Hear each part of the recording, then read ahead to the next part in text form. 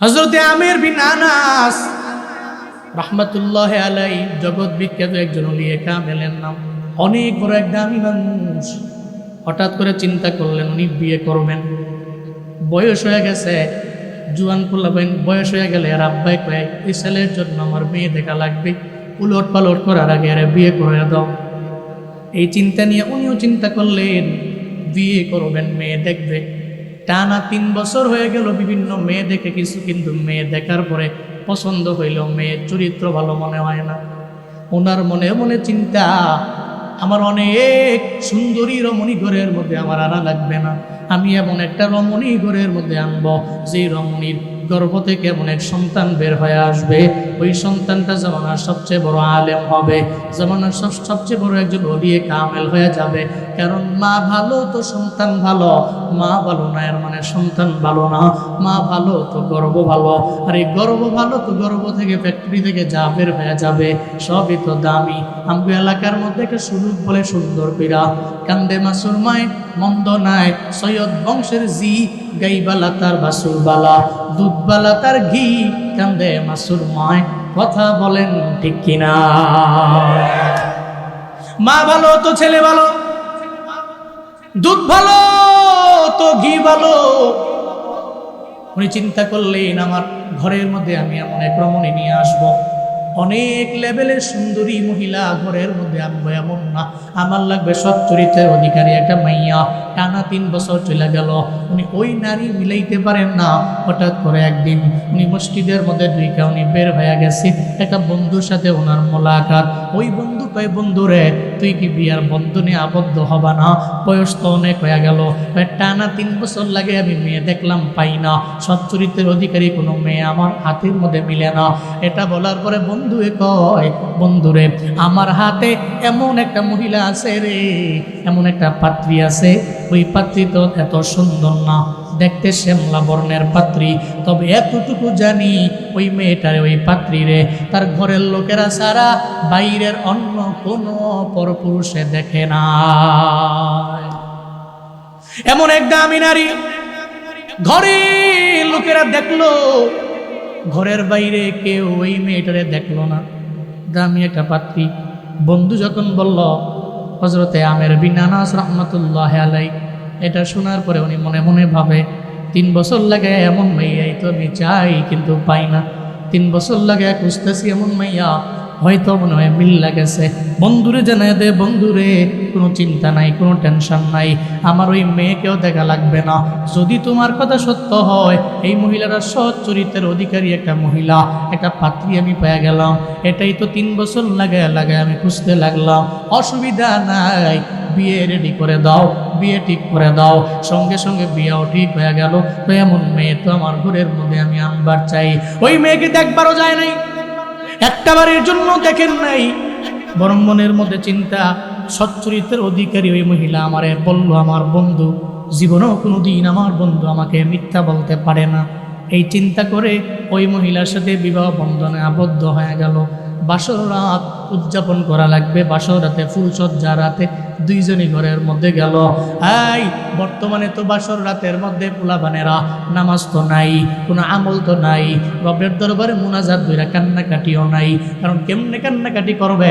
বাসর রাতে গিয়া তো বিয়া করছে এমন রমণীরে, 5 বছর লাগে মাইয়া লগে প্রেম করছে, আবার ওই মাইয়ারও পাইছে। বাসর রাতে যায় কয়, তুই আমার লগে এত কথা কইয়া লাভ নাই, দোয়াও কইরা লাভ নাই, যা করছি কত 5 বছরই ঘুরে লাগছি। সিজদার মধ্যে পড়ে গেলেন, এরপরে উনি নামাজ শেষ করলেন, মুনাজাত ধরলেন, আল্লাহর দরবারে বলতে লাগলেন, আল্লাহ গো,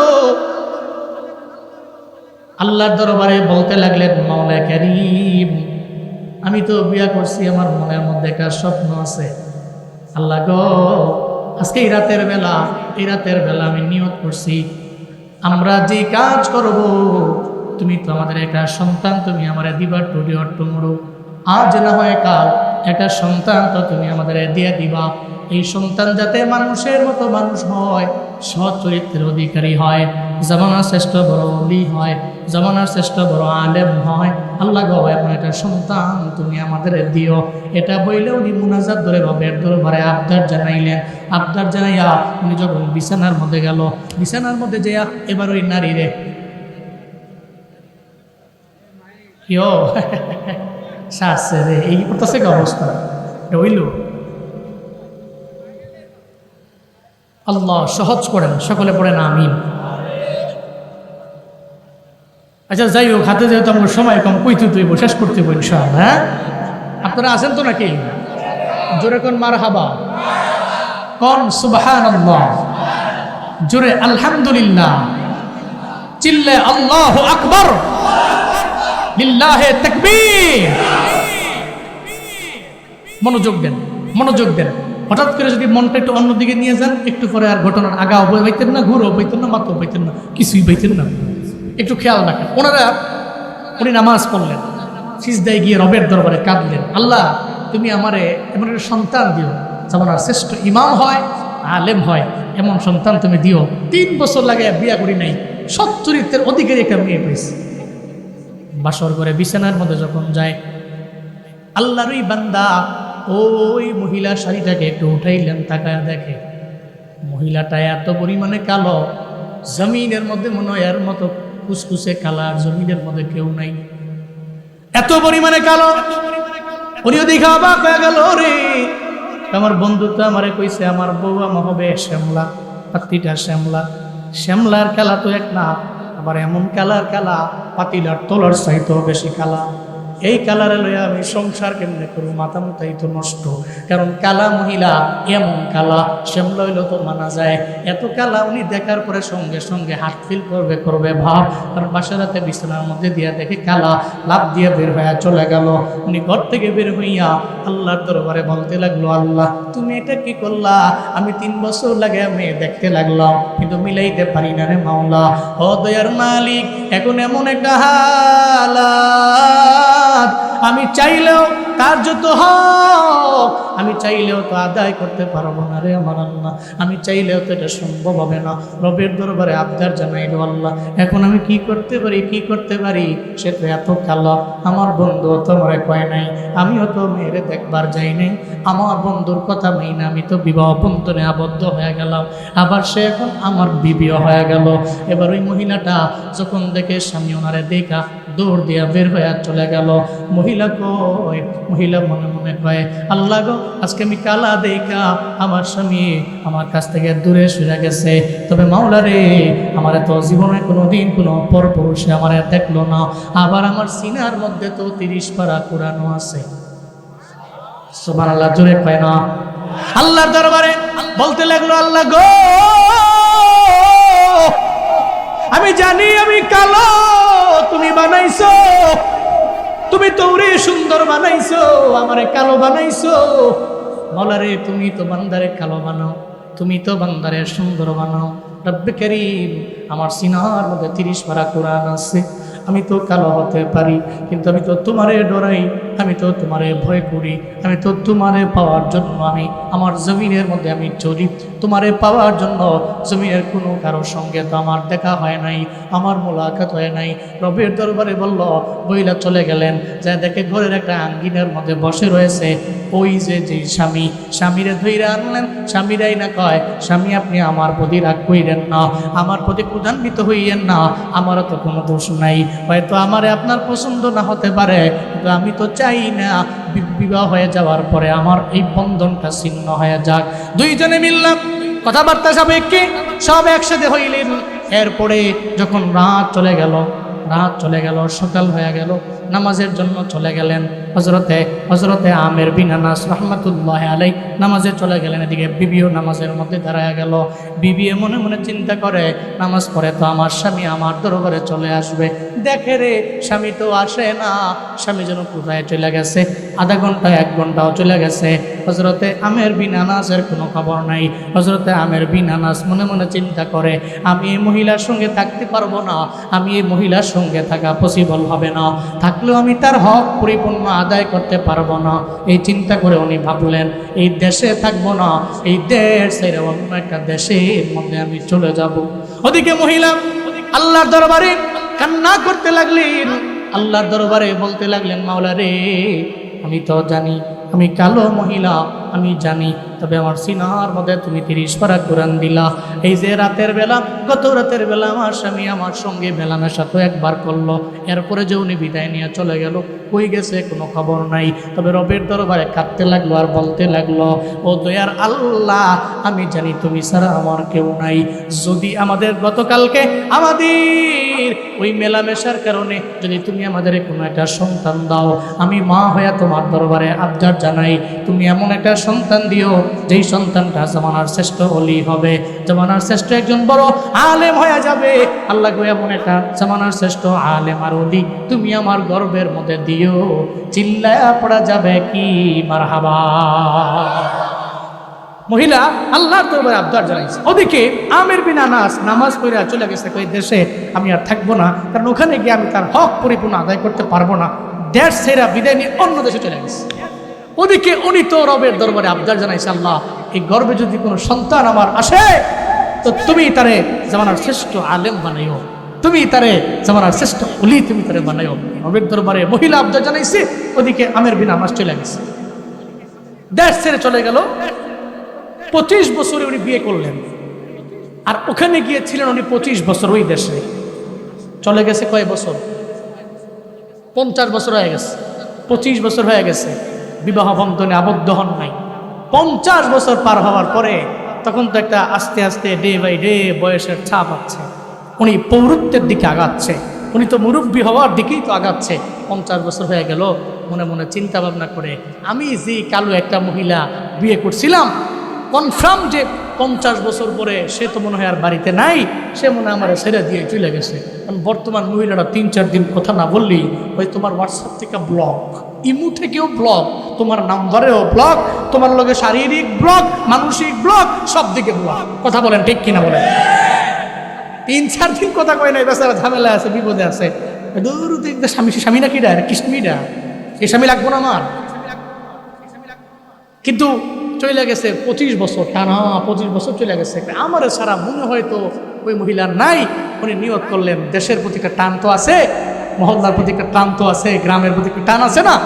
উনি 50 বছর পরে, 50 বছর বয়স যখন হইল, 25 বছর পরে উনি রওনা হয়ে চলে গেলেন।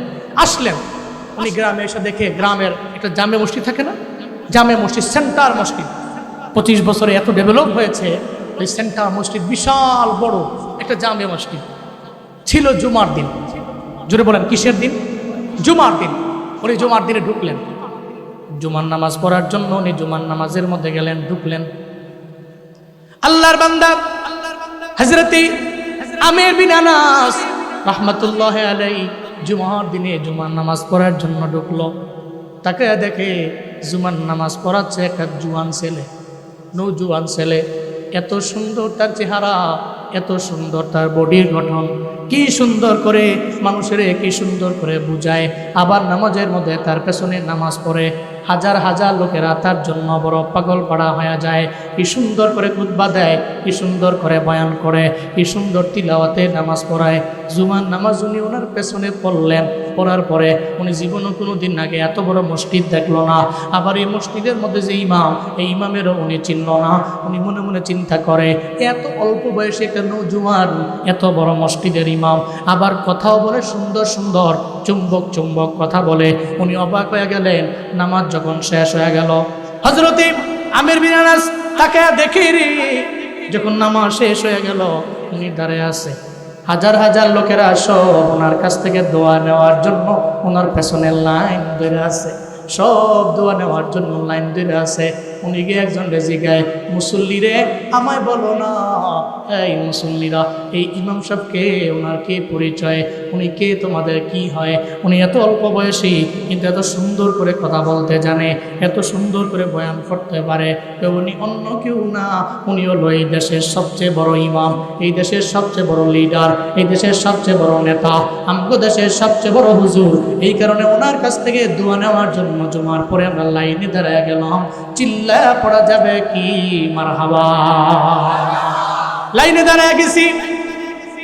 যদিও তুমি মুরব্বী, তুমি আরে চিনো না, কিন্তু এলাকার সব লোকেরা ওনারে চিনে। এলাকার সব লোকেরা নামাজের পরে ওনার কাছ থেকে দোয়া নেওয়ার জন্য লাইনে দাঁড়ায় যায়। হযরতে আমের বিন আনাস অবাক হয়ে গেলেন। চিন্তায় পড়ে গেলেন ছেলেটার সঙ্গে আমারও তো একটু মুলাকাত হওয়ার দরকার, কারণ আমি তো এই এলাকার বাসিন্দা, এই ছেলের সঙ্গে হবে আমার মুলাকাত। উনি অপেক্ষায় রইলেন আসরের নামাজের পরে। ওই মসজিদের মধ্যে বুখারীর দর্শ নিয়ে উনি কিতাব নিয়ে সামনে বসলো। তাকে দেখে রে ওনার সামনে শুধুমাত্র একজন দুইজন না, হাজার হাজার ছাত্র মসজিদের মধ্যে ওনার ছাত্র। আবার এমন ছাত্র আছে যেই ছাত্র ওনার চাইতেও বয়সে অনেক পরিমাণে বড়, ওই নৌজওয়ানের চাইতেও বড়। শিক্ষকের সাথে কম্পেয়ার করলে তুলাবাদের মানে ছাত্রদের বয়সও অনেক বড়। উনি আরো অবাক হয়ে গেলেন। উনিও গিয়ে ওই জায়গার মধ্যে বসে পড়লেন। উনিও বসে বললেন, চিন্তায় পড়লেন, এত বড় মসজিদ, মসজিদের খতিব পাইলাম নৌজওয়ান, এমন এক নৌজওয়ান পাইলাম। আবার ওই নৌজওয়ান নামাজ পড়াইয়া আসরের নামাজের পরে এই জায়গার মধ্যে বসে রইল। আবার নৌজওয়ানের সামনেও তার বয়সের চাইতে বড় তার অনেকগুলা ছাত্র। একটু বলো না রে, উনি কে, ওনার পরিচয় কি? আবার ওনার সামনে ওনার চাইতে বয়সে বড় অনেক ছাত্র দেখা যায়। উনি তো অন্য কেউ না, ওনার দর্শের জন্য শুধু আমরা না, ওনার দর্শের জন্য সারা জগতের মানুষেরা ওনার কাছে একটু বসার জন্য, ওনার দর্শের কিতাবে একটু দর্শ নেওয়ার জন্য সারা দেশের জনগণরা, পাবলিকরা, শিক্ষার্থীরা সবাই এসে বসে থাকে। উনি জগতের সবচেয়ে বড় ইমাম মালিক রহমাতুল্লাহ আলাইহি। চিল্লা পড়া যাবে কি মারহাবা? উনি তো ইমাম মালিক। অবাক হয়ে গেল ইমাম মালিক, বুঝি উনি নাম শুনছি উনার, কিন্তু ইমাম মালিক উনি তো এই জায়গার বড় ইমাম। দেখতেও দেখা যায় নৌজওয়ান, কিন্তু অনেক বড় বড় মুরব্বী বয়সের লোকেরাও জীবনের সামনে বসে আছে। যখন শেষ হয়ে গেল, সন্ধ্যা টাইম চলে আসলো, সব তোলাবারা বিদায় নিয়ে চলে গেল। হযরতে আমের বিন আনাস বিদায় নিয়ে যায় না। উনি গেলেন ইমাম মালিক রহমাতুল্লাহ আলাইহি, ওনার সামনে গেল। সে কয়, ইমাম সাহেব বলেন না আপনার বাড়িটা কোন জায়গায়? আমার বাড়ি তো দূরে না, পাশেই তো আমার বাড়ি। কয় তাহলে আপনি কে? কয় আমি একজন মুরব্বী, একসময় আমার বাড়ি এই জায়গায় ছিল, আজ থেকে 25 বছর আগে আমি এলাকা সাইরা অন্য একটা এলাকার মধ্যে চলে গেছিলাম। এই জায়গার মধ্যে আমার বাড়ি, এই জায়গার মধ্যে আমার বাড়ি ছিল। কতটুকু দূরে হবে? ওই মসজিদ থেকে বেশি দূরে হবে না। ইমাম মালিক রহমাতুল্লাহ আলাইহি এবার আপনি আমার দরবারে কি চান আমায় বলেন। একটু, আমি তো মুসাফির মানুষ, আমি পথিক মানুষ, আমি অন্য দেশ থেকে আইলাম, একটু তোমার বাড়িতে আমারে নিবা কিনা, তোমার বাড়িতে আমার জায়গা দিবা কিনা? সে জানা দেয়, ও পথিক আমার জানা নাই, আমার বাড়ির মধ্যে শুধু আমার মা আছে, আমার তো বাবা নাই। ছোটবেলা থেকে আমি বাবার আদর পাই নাই, আমার তো শুধু মা আছে। আমার ঘরের মধ্যে আমার কোনো ভাই নাই, আমার কোনো বোন নাই, আমার কোনো আত্মীয় স্বজন নাই। আমার মায়ের দরবার থেকে পারমিশন নাইয়া এরপরে একটা মানুষকে আমি ঘরের মধ্যে জায়গা দিতে পারি। আমার মা যদি অনুমতি না দেয় তাহলে তো আমি ঘরের মধ্যে নিতে পারি না। চলো না, তুমি আমাকে তোমার বাড়ির মধ্যে নিয়ে চলো না। ইমাম মালিক রহমাতুল্লাহ আলাইহি ওই পথিক মুসাফির, ওনাকে নিয়ে রওনা। হযরতে আমের বিন আনাস রহমাতুল্লাহ আলাইহি রওনা। আবার ওনার সঙ্গে আছে ইমাম মালিক। যেই পথ দিয়ে যায়, ওই পথটা তো আমার চেনা চেনাই লাগে রে, মনে হয় আমার বাড়িটাও তো এই পথের মধ্যে ছিল। যাইতে যাইতে একটা পর্যায়ে তাকায় দেখে এমন একটা ঘরের সামনে নিয়ে ইমাম মালিক কয়, এটাই আমার বাড়ি। হযরতে আমের বিন আনাস ঘর থেকে চিন্তা করে, রে এই ঘর তো মনে হয় আজ থেকে 25 বছর আগে আমার হাতে গড়া। এই ঘরে বুঝি ইমাম মালিকের বাড়ি। উনি বারবার চিন্তায় পড়ে গেল, তাহলে ইমাম মালিকটা কেডা? তাহলে আমার ওই ঘর তো আবার ঘরের জায়গার মতোই আছে। উনি গিয়া সঙ্গে সঙ্গে কয়, তোমার ঘরের মধ্যে কে আছে? কয় শুধু আমার আম্মা আছে। কয় তোমার আম্মা থেকে একটু পারমিশন নিয়ে নেও, আমি কি ঘরের মধ্যে ঢুকতে পারবো কি পারবো না? হযরত ইমাম মালিক ঘরের মধ্যে যায়।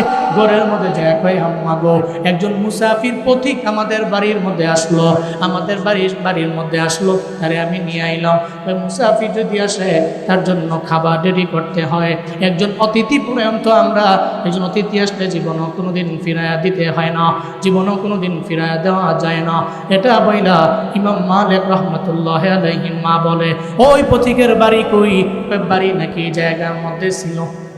বাড়ি নাকি ছিল, কিন্তু 25 বছর আগে নাকি উনি এই জায়গা থেকে বিদায় নিয়ে চলে গেছে। তাহলে এই লোকটা কে হতে পারে? হয়তো কোনো মুসাফির, কোনো পথিক।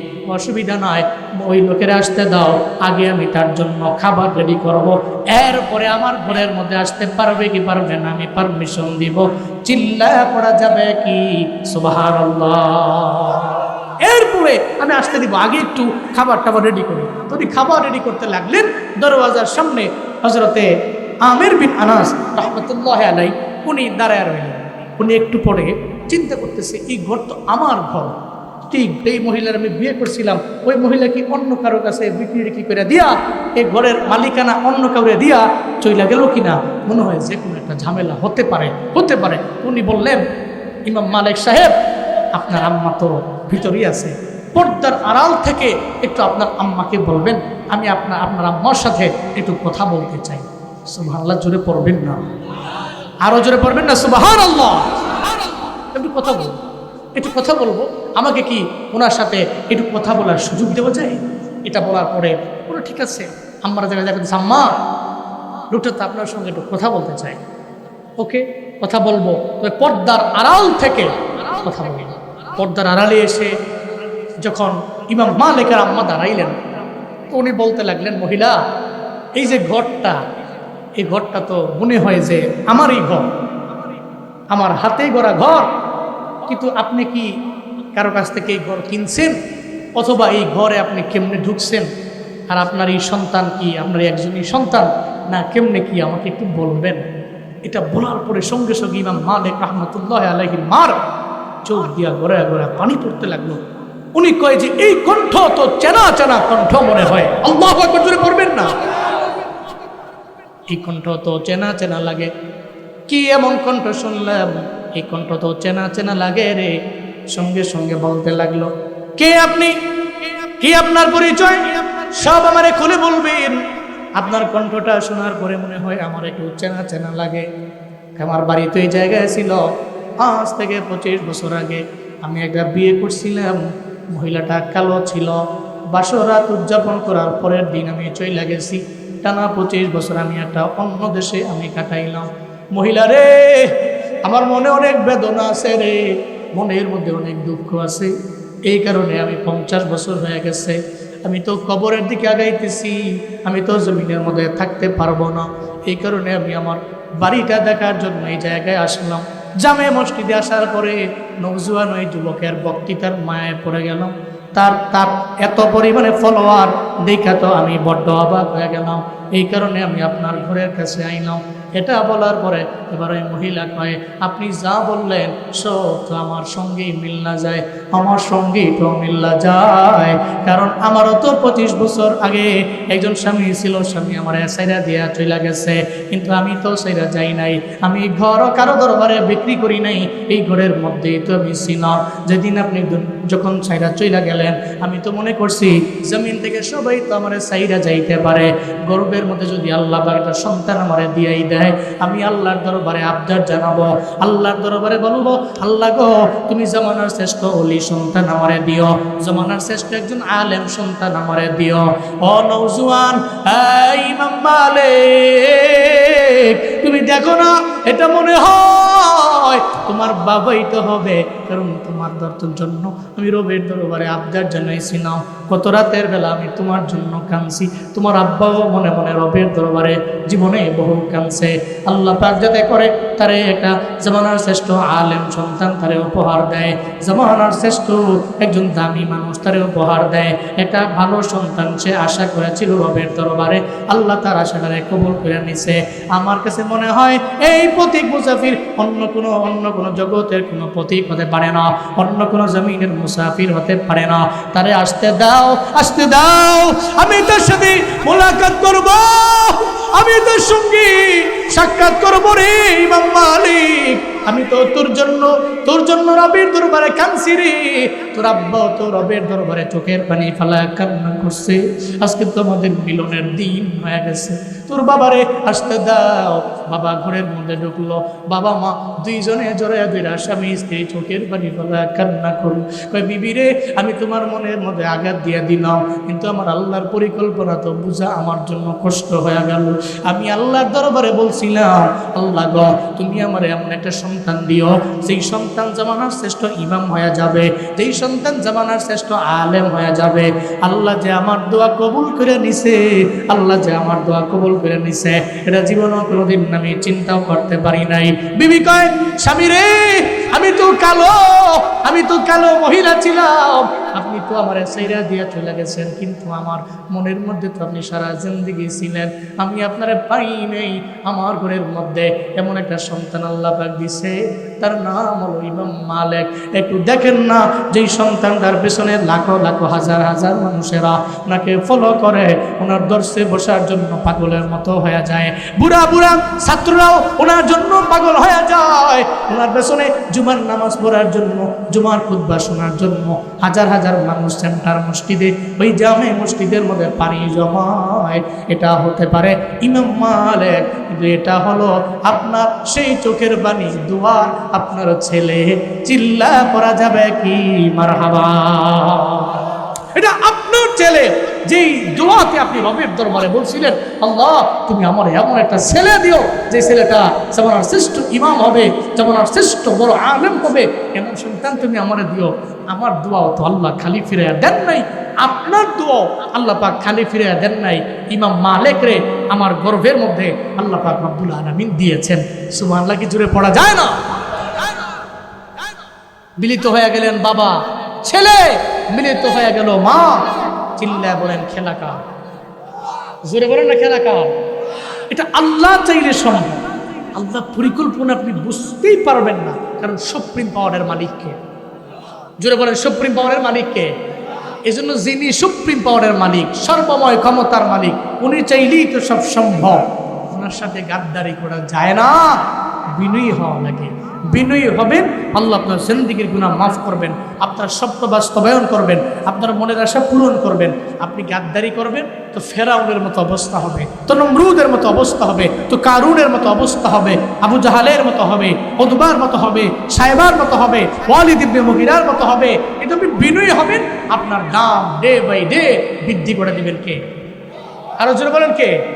আল্লাহ সেটাই বলছেন, فيغفر لمن يشاء ويعذب من يشاء والله على كل شيء قدير। আল্লাহ পাক বলেন, বান্দারে আমি আল্লাহ চাইলেই, যে কোনো বান্দারে আমি আল্লাহ চাইলেই ক্ষমা করতে পারি, আবার চাইলে আমি আল্লাহ আযাবে গ্রেফতার করতে পারি। কারণ বান্দা, দুনিয়ার মানুষ মাফ করতে গেলে জবাবদিহিতার কাঠগড়া আছে, আরো 40 জনকে জবাব দেওয়া লাগে। আমি মাওলার কোনো ছেলেও নাই, আমি আল্লাহর কোনো মেয়েও নাই, আমি আল্লাহর কোনো পুত্র নাই, আমি আল্লাহর কোনো নাতিও নাই, আমার মাও নাই, আমার বাবাও নাই। সূরা ইখলাসের মধ্যে রবের পরিচয় আছে না নাই? জোরে বলেন আছে না নাই? সবাই আমার সঙ্গে পড়েন, কুল হুয়াল্লাহু আহাদু লিল্লাহুস সামাদ লাম ইয়ালিদ ওয়া লাম ইউলাদ ওয়া লাম ইয়াকুল লাহু কুফুয়ান আহাদ। চিল্লা পড়েন আল্লাহু আকবার। আল্লাহ পাক বলেন, এটা আমার পরিচয়, এটা আমার তারিফ। আমি আল্লাহ একক, আমি আল্লাহ তো মুখাপেক্ষী। দুনিয়ার মানুষেরা বিভিন্ন জায়গায় যাওয়া লাগে, দুনিয়ার মানুষেরা কাজের জন্য লেবার লাগে, দুনিয়ার মানুষেরা কাজের জন্য শ্রমিক লাগে। এই বান্দা, তুমি যত বড় যেই হও না কেন, যে কোনো একটা কাজের জন্য তোমার অন্যের দরবারে যাওয়া লাগবে। তুমি তো মুখাপেক্ষী, আমি আল্লাহ তো এমন মাওলা রে, আমি আল্লাহ তো কারো দরবারে যাওয়া লাগে না। আল্লাহুস সামাদ, আল্লাহ হচ্ছে অমুখাপেক্ষী। লাম ইয়ালিদ, কাউকে আল্লাহ পাক জন্ম দেন নাই। ওয়ালাম ইউলাদ, আল্লাহ কারো থেকে জন্ম নেন নাই। এর মানে আল্লাহর ছেলেও নাই, আল্লাহর কোনো মেয়েও নাই। ওয়ালাম ইউলাদ, আল্লাহ পাক কারো থেকে জন্ম নেন নাই। এর মানে আমার আল্লাহর মাও নাই, আমার আল্লাহর বাবাও নাই, আমার আল্লাহর দাদাও নাই, কোনো বংশ নাই। তাহলে আমার আল্লাহর সাথে কোনো বান্দার কোনো সমকক্ষ নাই। আল্লাহ পাক বলে, গোলামেরা, আমি আল্লাহ যদি চাই হাসরের ময়দানে আমি আল্লাহ তোরে মাফ করে জান্নাতের মধ্যে দিয়ে দিব। আমি আল্লাহ কারো দরবার থেকে জবাবদিহি করা লাগবে না, আমি আল্লাহ কারো দরবারে দাঁড়ানো লাগবে না। ফায়াগফিরু লিমান ইয়াশা, চাইলে আমি আল্লাহ মাফ করে দিতে পারবো। এই বলেন না, আল্লাহ যদি আপনারে আমারে মাফ করে দেয়, কারো দরবারে অনুমতি নেওয়া লাগে? জোরে বলেন, লাগে? বনি ইসরাইলের এক আল্লাহর বান্দা, যেই বান্দা গুনাহ করতে করতে করতে পাহাড় পরিমাণ গুনাহ করে ফেললো। এমনকি তার হাতে তাকাইলে গুনাহ, তার পায়ে তাকাইলে গুনাহ, তার চোখে গুনাহ, তার পুরা বডিতে গুনাহ গুনাহ দিয়া ভরা। আল্লাহর ওই বান্দা ইন্তেকালের আগে চিন্তা করলো, রবের ভয় নিয়া আমি আল্লাহর সামনে কেমনে দাঁড়াবো। চিন্তায় পড়ে গেল আল্লাহর ওই বান্দা। এখন কয়, এই আমার ছেলেরা আমার ইন্তেকালের পরে আমারের মধ্যে, আমার কবরের মধ্যে গিয়া দাফন করবা না। স্বাভাবিকভাবে কবরের মধ্যে মানুষকে দাফন করা হয়, আমারে সেভাবে দাফন করতে পারবা না, সেভাবে আমারে দাফন করবা না। বরং আমার ইন্তেকালের পরে আমারে আগুনের মধ্যে ফালা পুইরা আমারে সারকার করে দিবা। সাইগুলোরে ভাগ করবা দুইটা, একটা ভাগ আসমানে বাতাসের সঙ্গে উড়াইয়া দিবা, আর একটা ভাগ তোমরা নদীর মধ্যে পানির মধ্যে বাসায় দিবা। জোরে বলেন, সাই ভাগ করার জন্য কয়টা? দুইটা ভাগ করবা, দুইটা পুরবা সারখার করবা। সমস্ত ছাইগুলারে এক ভাগ ছাই আসমান উড়াইয়া দিবা, আর এক ভাগ ছাই তোমরা নদীর মধ্যে পানিতে ভাসাইয়া দিবা। সন্তানের কাছে একটা বাবার আবদার, বলেন তো এটা কি হালকা না ভারী? এটা জীবনের সন্তানের দ্বারা সম্ভব? সন্তানকে, আব্বা এটা কেমনি সম্ভব? আপনি আমগরে বড় করছেন, লালছেন পালছেন, আপনার মাধ্যমে আসমান দেখলাম, জমিন দেখলাম, সব দেখলাম। অথচ এখন যদি আপনি কোন আপনার ইন্তেকালের পরে কবরে না দিয়া আপনাকে আমরা আগুনে পুড়ে সরকার কইরা এই ছাইগুলোকে দুই ভাগ করে ভাসাইয়া দিব, উড়াইয়া দিব, এটা কেমনে সম্ভব? আব্বাই কয়, ওসিয়ত যা করছি তা মানাই লাগবে। কারণ মৃত ব্যক্তির ইন্তেকালের পরে ওসিয়তটা অফকোর্স তার সন্তানাদের মানা লাগবে, তার যারা উত্তরাধিকারী আছে তারা সবাই মানাই লাগবে। তাহলে আমি যা ওসিয়ত করছি মানতে হবে, কিছু করার নাই। ইন্তেকাল করলেন, ইন্তেকাল করার পরে ওনাকে আগুনে পুড়লেন, পুরে সরকার বানায়া ছাইগুলোকে ভাগ করলেন কয়টা? জোরে বলেন, কয়টা? দুইটা ভাগ করলো। এক ভাগ ছাই আসমানে বাতাসের সঙ্গে উড়াইয়া দিল, আর এক ভাগ ছাই নদীর মধ্যে ভাসায় দিল। আচ্ছা বলেন, এই যে লোকটা রবের ভয় নিয়া, আল্লাহর ভয় নিয়া লোকটা যে তার সন্তানগণকে বলল যে তোমরা এই ছাইগুলোকে ভাসায়া দিবা, উড়াইয়া দিবা, এই ব্যাপারে পৃথিবীর কোনো ব্যক্তি তার মনের খবর জানে না। তার মনের খবর জানে কে? আর ওজরে বলেন, কে জানে? আল্লাহ পাক রব্বুল আলামিন জানায়া দিলেন, এই আসমানের বাতাস, তুমি তো আমার কথা মানো। বাতাস রে, বান্দার ছাইগুলোরে তুমি উড়ে উড়ে বিভিন্ন জায়গায় নিয়ে যাও না। এই নদীর পানি, তুমি আমার কথা মানো রে। নদীর পানি বান্দার ছাইগুলোরে ভাসায় ভাসায় বিভিন্ন জায়গার মধ্যে নিয়ে যাও না।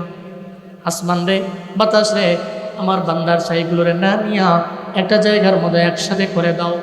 এরপরে নদীর পানিকে বললেন, নদীর পানি তুমি বাসায় নিয়ে যাও না, বরং আমার বান্দার ছাইগুলোরে একসাথে করে দাও। যখন আল্লাহ পাক বলেন, এই বান্দারা, ওই যে আগে বলছিলাম দুনিয়ার সব তো আমার আল্লাহর জন্য, আল্লাহর জন্যই কাজ করে। যদিও আমরা কথা মানি না, বাতাস কথা মানে কার? একটা নদীর পানি, নদীর মাছ কথা মানে কার? আল্লাহ পাক বললেন, বান্দার ছাইগুলোরে বিভিন্ন জায়গায় উড়ে নিয়ে যেও না, বরং বান্দার ছাইগুলোরে একসাথে করে দাও। যখন ছাইগুলোকে একসাথে করে দেওয়া হলো, আল্লাহ পাক রব্বুল আলামিন সঙ্গে সঙ্গে বললেন, কোন? কি বললেন? কোন? আল্লাহর তো লেবার লাগে না, আল্লাহর তো শ্রমিক লাগে না। ইন্নামা আমরুহু ইযা আরাদা শাইআন আইয়াকুলা লাহু কুন ফায়াকুন। ফাসুবহানাল্লাযী বিয়াদিহি মালাকুতু কুল্লি শাইইন ওয়া ইলাইহি তুরজাউন। চিল্লে পড়েন আল্লাহু আকবার। আল্লাহ বলেন আমার লেবার লাগে না, আমার শ্রমিক লাগে না, কিচ্ছু লাগে না, আমি ইচ্ছা পোষণ করি এটা করব, সঙ্গে সঙ্গে আমি আল্লাহ করে ফেলতে পারি। খালি আমরে হাজের মারুফের শিখে দিয়ে আমি আল্লাহ একবার আদেশ করি, কোন হয়ে যাইতে দেরি নাই। আল্লাহ কয় সাই, তুমি যেই মানুষ থেকে সাই হয়ে গেল ওই মানুষটার মতো আবার আগের মতো হয়ে যাও, বলতে দেরি হইতে দেরি না। সঙ্গে সঙ্গে ওই মানুষটার মতো হয়ে গেল, আগের মতো হয়ে গেছে। যখন মানুষ হয়ে গেছে আল্লাহর সামনে দাঁড়াইছে, সামনে আল্লাহ, আল্লাহর সামনে ওই লোকটা। আল্লাহ কয় কিরে, ইন্তেকালের আগে কেন সন্তানদের কাছে ওসিয়ত করলা যে মরার পরে আগুনে পুড়ে সারখা করা লাগবে? আমি আল্লাহকে তোমার ছাইগুলোকে একসাথে করে তোমাকে বানাইতে পারি না? ও তো লজ্জায় পড়ে গেছে। ওকে আল্লাহ এই লজ্জার কারণেই তো বলছিলাম যে এই চেহারা নিয়ে, এই বডি নিয়ে, গুণাযুক্ত বডি আপনার দরবারে আমি কেমনে দাঁড়াবো? সারা জিন্দিগি লাগে গুণা করলাম, এই জন্য বাঁচার জন্য ফোলা করে বলছিলাম। এখন দেখি যেই চিন্তা করছিলাম হেডেই তো সামনে এলো, আপনার বিচারের কাঠগড়ায় দাঁড়াতে হলো, আপনার সামনে দাঁড়াইলাম। মাওলা করিম, রব্বে করিম, আমি তো পারবো না আপনার দরবারে হিসাব দিয়া জান্নাতে যাওয়া, আমার তো পসিবল হবে না। আমার তো জিন্দিগিটা, পুরোটা জিন্দিগি খালি গুনাহ গুনাহ গুনাহ। আল্লাহ কয় বান্দা, আল্লাহু আলিমুন বিযাতিস সুদূর, আল্লাহ তো তোমার দিলে যা আছে এ বিষয়ে আল্লাহ মহাজ্ঞানী। উপরে যা করো আর না করো, তোমার দিল কি আছে না আছে, দিলে কি চায়, মনে কি চায়, এ ব্যাপারে তো আল্লাহর জানা আছে। বান্দা রে, তুই যেই দিলের মধ্যে রবের ভয় নিয়া তুই বললা যে আল্লাহর ভয় নিয়া আমাকে তোমরা পুরা সরকার করে সাইগুলোরে ভাসায় দিও, তোমার ওই রবের ভয়টা রবের দরবারে গ্রহণযোগ্য হয়ে গেছে। যাও, আমি আল্লাহ মাফ করলে কারো দরবার থেকে পারমিশন নেওয়া লাগে না, অনুমতি নেওয়া লাগে না, চাইলেই তো আমি আল্লাহ মাফ করতে পারি। ফেরেশতারা সাক্ষী থাকো, এই ব্যক্তিকে আমি আল্লাহ মাফ করে দিলাম, বান্দাকে মাফ কইরা আমি আল্লাহ জান্নাত দিয়ে দিলাম। সুবহানাল্লাহকে জোরে পড়া যায় না? আরো জোরে পড়া যায় না? আল্লাহু আকবার। এজন্য আল্লাহ চাইলেই ক্ষমা করতে পারে কি পারে না? আল্লাহ চাইলেই রব পরিকল্পনা করে ওই পরিকল্পনা বাস্তবায়ন করতে পারে কি পারে না? এই জন্য সর্বময় ক্ষমতার মালিককে, জোরে বলেন কে? সম্পদ দেওয়ার মালিককে, সন্তান দেওয়ার মালিককে, রিজিক দেওয়ার মালিককে। ইনি সব, উনি সব, উনি আমার রব, উনি আমার সব। এই চিন্তা করে শেষ করে দিব এই মাদ্রাসার প্রোগ্রাম। মৌগ্রাম হাফিজিয়া, বহুমুখী হাফিজিয়া মাদ্রাসা, এই মাদ্রাসার প্রোগ্রাম। তা আমাকে একটু আবদার করা হয়েছে, আপনি শেষ করার আগে অন্ততপক্ষে মাদ্রাসার জন্য অনেকে আছে দিতে চায়। মুসাফির বহুদূর থেকে, সে কুমিল্লা থেকে, এই জায়গা বহুদূর না, অনেক দূর মুসাফির, ডাবল ট্রিপল মুসাফির হয়ে গেছি, বুঝুন নাই? ৭২-৭৮ কিলো বেরা গনলে গনলে কত কিলো যে গেলে আইসি, ড্রাইভার খালি যায় আর যায়, সুবহানাল্লাহ কয় না? বহুদূর। এই জন্য মুসাফিরের দোয়া নাকি কবুল হয়। মদিনার নবী বলছেন, আমি দোয়া করবো ইনশাআল্লাহ। কে আছেন? হুজুর মৌগ্রামের বহুমুখী হাফিজিয়া মাদ্রাসায় রিজিক দিয়েছেন আল্লাহ, সম্পদ দিয়েছেন আল্লাহ, মাদ্রাসায় ও কাজ চলমান। আল্লাহর দেওয়া রিজিক থেকে, আপনার না, এটা কার দেওয়া রিজিক? বলেন না কার দেওয়া? আপনি বলেন না সম্পদ আমার, বললেন না। আল্লাহ তো কয় না যে সম্পদ তোর, আল্লাহ কয় মিম্মা রাযাকনাহুম ইউনফিকুন, আমি আল্লাহ তোরে যা রিজিক দিছি তা থেকে ব্যয় করো। আমি যা দিছি, আমাকে সম্পদ দিয়েছেন কে?